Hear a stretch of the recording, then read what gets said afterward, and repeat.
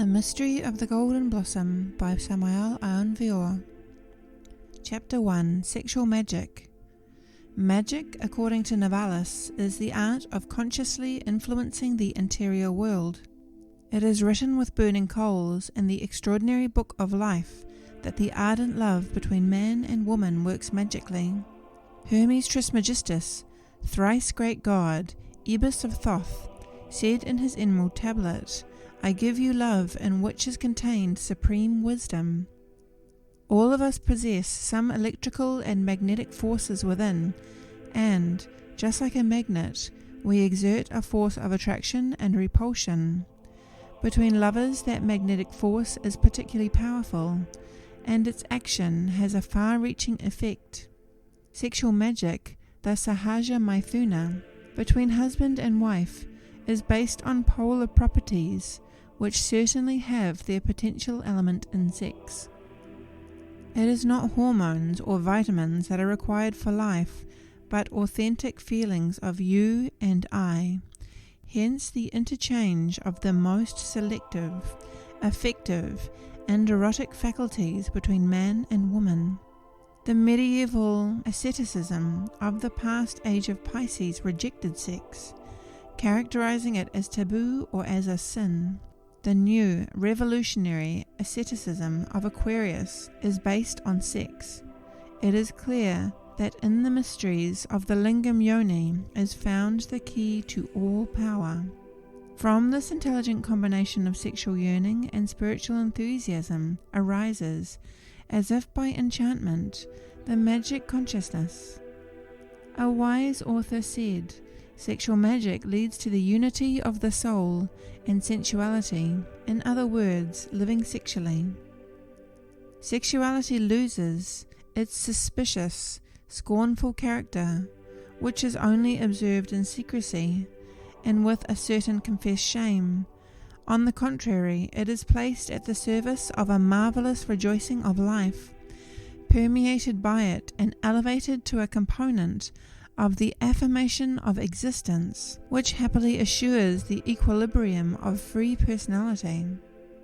We urgently need to escape from the dismal daily tendency of vulgar ordinary coupling and to enter the luminous sphere of magnetic equilibrium in the rediscovery of one another, in the discovery of the path of the edge of the razor within you, the secret way which leads to the final liberation.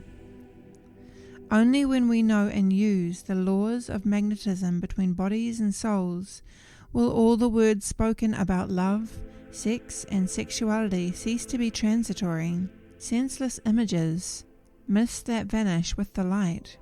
The tremendous difficulty which is present in the study of sexual magic is clear.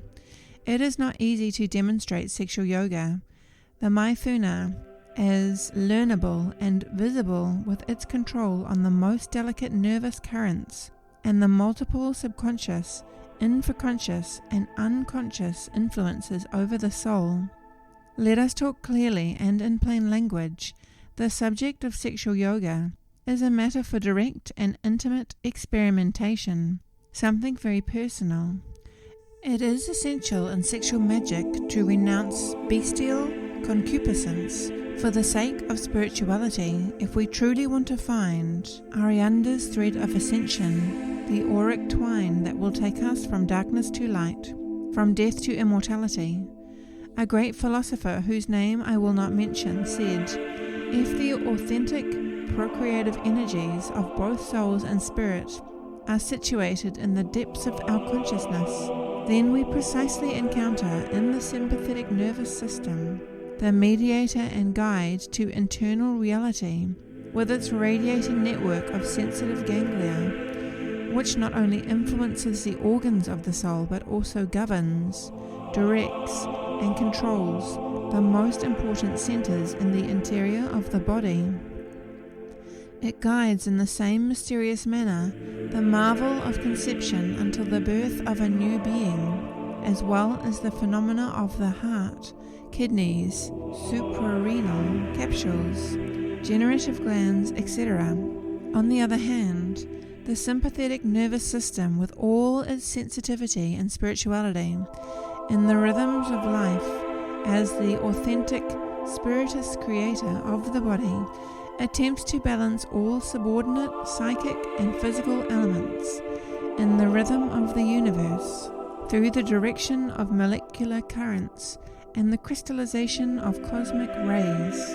This nervus sympathicus is in reality also a nervus ideoplasticus, which should be understood as the mediator between our unconscious instinctive life and the moderation of the living image impressed in our spirit since eternities.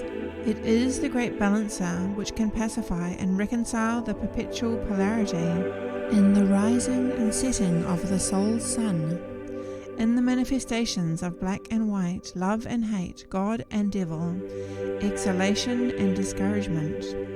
The divine androgyny from the first human race, Adam Kadmon, procreated only with willpower and magic imagination, united in vibrant harmony.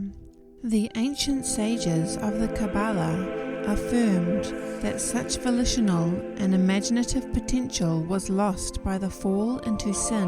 For this reason, the human being was cast out of Eden. This magnificent synthetic conception from the Hebraic Kabbalah is based on a tremendous truth.